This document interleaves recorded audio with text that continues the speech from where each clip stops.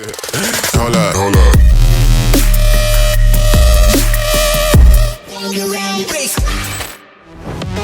Skrillex just pulled one of the boldest moves of his career. He walked away from Atlantic Records. No major label, no corporate backing, just him. But here's the real question for up-and-coming music artists. Should you do the same? In 2025, going independent is easier than ever. You don't need a label to release music. You don't need a massive budget to blow up. You've got social media, streaming, and direct-to-fan platforms right at your fingertips. So if Skrillex is ditching the label system, does that mean record labels are dead? Not exactly. Because while Skrillex is going fully independent, a lot of EDM artists are taking a different approach. They're playing it smart, staying hybrid, signing label deals when it benefits them, but keeping ownership of their biggest projects. So if you're an up-and-coming music artist, what's the best move for you? Go fully indie, take a label deal, or is there a smarter way to do it?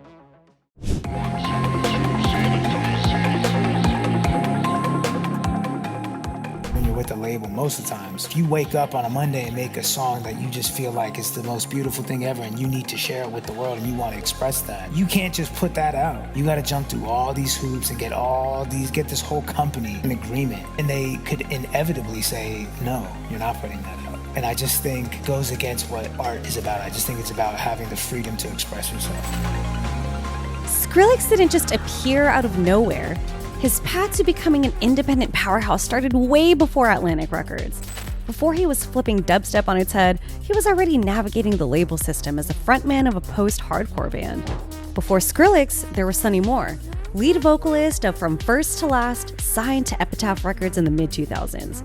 Touring, label deals, and album cycles gave him an inside look at how the industry worked, but also showed him the limits of artistic control. After vocal issues forced him to step away from the band, he started experimenting with production, eventually pivoting to EDM. Skrillex started dropping tracks online, building a following through MySpace and early EDM forums. And then comes Deadmau5, who heard Skrillex's work, saw the potential, and signed him to Mau5trap, where he dropped Scary Monsters and Nice Sprites in 2010. The EP exploded on Beatport, SoundCloud, and YouTube, catching the attention of Atlantic Records, who saw an artist already making waves. At the time, jumping from an indie label like Mau5trap to a major one was rare in EDM. Most electronic artists stayed underground. But Skrillex wasn't just another DJ, he was a brand waiting to break big. And this is where signing with Atlantic's EDM division, Big Beat Records, comes in. Signing with their major label gave Skrillex access to industry connections, massive marketing budgets, and global distribution networks. With Atlantic backing him, Skrillex wasn't an underground name anymore. He was everywhere. They pushed his music onto Spotify, Apple Music, and iTunes front pages, locked in official playlist placements, and dominated Beatport charts, which were crucial for EDM artists at the time. Atlantic also invested heavily in YouTube and viral content. His music videos for Scary Monsters and Nice Sprites and Bangarang became instant hits, while his tracks spread across meme culture, gaming montages, and EDM forums, locking in a younger audience. With label backing, Skrillex was booked at every major festival. Coachella, EDC, OWSLA, and performed on mainstream TVs, a rarity for dubstep artists at the time. And the collaborations? Jack U with Diplo and Justin Bieber, Ellie Goulding, Korn, A$AP Rocky, Rick Ross. These major collabs wouldn't have happened without Atlantic's industry pool.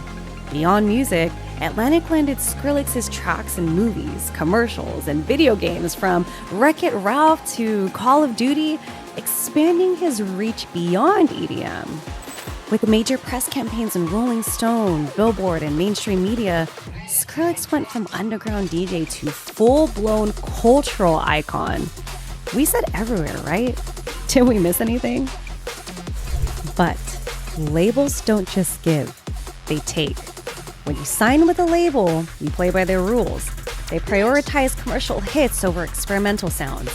A massive cut of your streaming, album sales, and merch just goes straight back to them. The biggest trade-off? You don't fully own your music.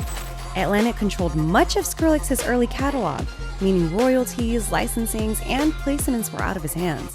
And after 15 years, he was over it. In November 2024, Skrillex announced he was going to be officially leaving Atlantic Records to go fully independent.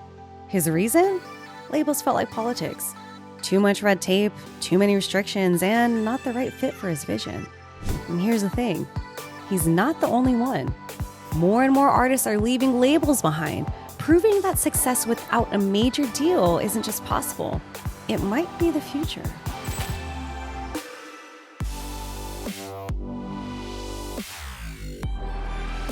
So after 15 years, Skrillex is officially going independent. But why now? What made him walk away from a system that helped him become one of the biggest names in EDM? His reason? Creative control, ownership, and the fact that the music industry is just shifting fast. The business models of major labels these days are kind of more like, venture capitalists. A decade ago, labels were gatekeepers. They controlled distribution, radio airplay, and who got playlisted. But today, technology has rewritten all of the rules. Streaming services have replaced traditional album sales, social media gives artists direct access to fans, and digital platforms allow producers to release music instantly without waiting for label approval. Fans aren't just listening to the radio anymore, they're curating their own playlists, discovering new music through TikTok, YouTube, and Discord communities.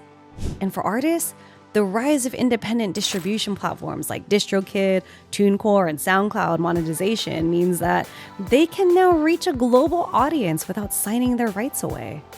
Skrillex isn't the first to do this, though. Across music, artists have been more in control of their careers than ever before. Let's take Rez, for example. She leveraged SoundCloud and Reddit communities early in her career to build a cult-like fan base before signing with Mau5trap, ensuring that she retained full artistic control. And Louis the Child, they used Spotify playlists and viral remixes to gain global recognition before signing any major label deal, keeping ownership of their biggest projects. Troy Boy, he built his brand through his self-released tracks on SoundCloud and YouTube, proving that an independent bass music artist can go global without giving up ownership at all. And yes, we keep saying ownership because, well, it kind of matters. A lot. When you control your masters, you control your future. Labels might offer money and exposure, but what's the point if you don't own what you create? So what's really changed over the last 15 years? Artists don't need labels backing to blow them up anymore. They need strategy, consistency, and the right audience. Going independent isn't for everyone, though. Skrillex had the luxury of leaving because he's already built an empire after all these years. But for new artists, going indie means handling everything, from distribution to branding to booking your own shows. Yikes.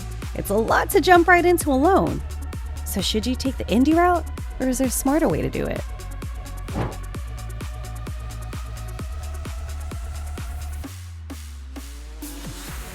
EDM is one of the few genres where independence has always been the norm rather than the exception.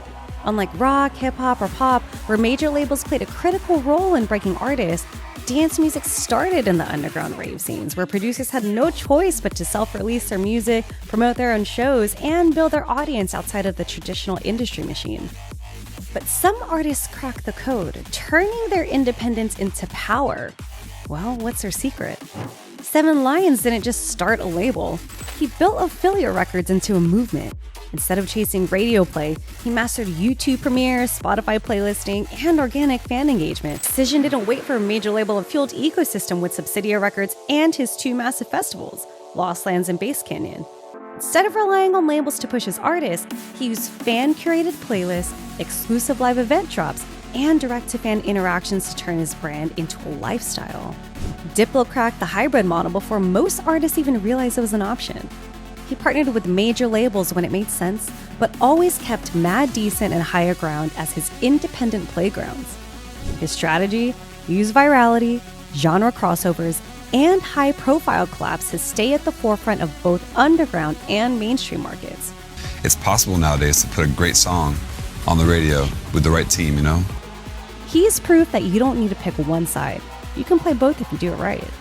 And John Summit came up in an era where TikTok and Spotify plays were just as powerful as label cosigns. Instead of waiting for a record deal, He hacked social media virality, dropping self-released club bangers that DJs and fans push for him. What's up? I'm John Summit, and welcome to my studio.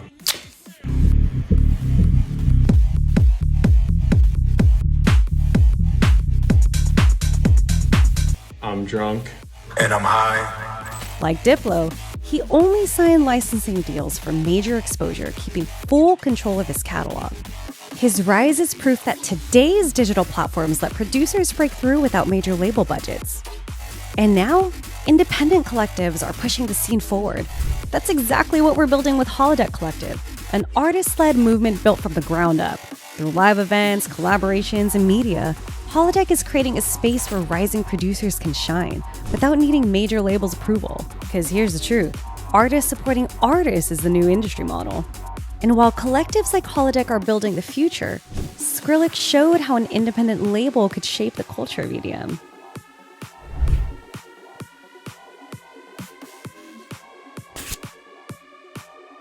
So what happens for him next? Will Skrillex thrive as an independent artist, or will leaving a major label slow him down? One of the biggest questions on everyone's minds is, will he bring back OWSLA? Founded in 2011, OWSLA was a label that turned into a launchpad for the next generation of dance music artists.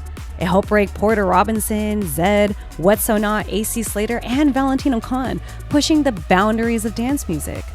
But in recent years, radio silence. Was it Skrillex's decision to put OWSLA on pause, or was Atlantic pulling the strings? Even though Skrillex continued releasing music through them as recently as 2024, the label itself has been noticeably quiet. Its social media has been inactive since 2019, its artist roster hasn't expanded, and in 2024, Nest HQ, which is OWSLA's media arm, they completely wiped its archive. So what now?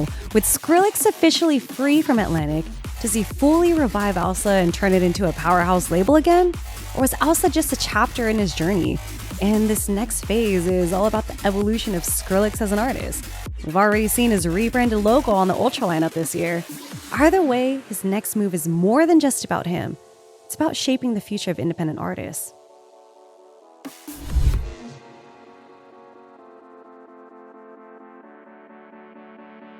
If Skrillex, one of the biggest names in EDM, chose to leave a major label, what does that mean for up-and-coming artists? Here's the truth. There's no single answer.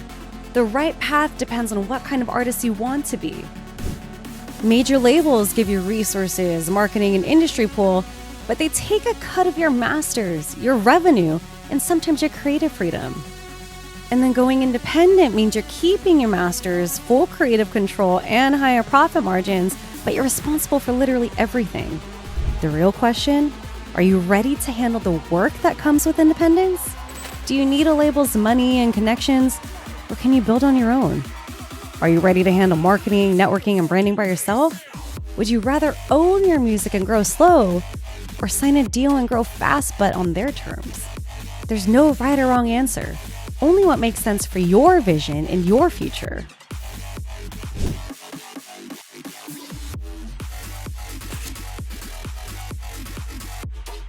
We've seen Skrillex walk away from a major label.